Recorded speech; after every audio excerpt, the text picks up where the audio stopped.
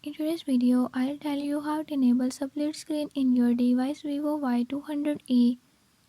In this video, I'm gonna tell you how to enable it. Before I start, if you are new to my channel, don't forget to subscribe and hit the bell icon. Watch complete video and learn how you can do it. Let's watch the video.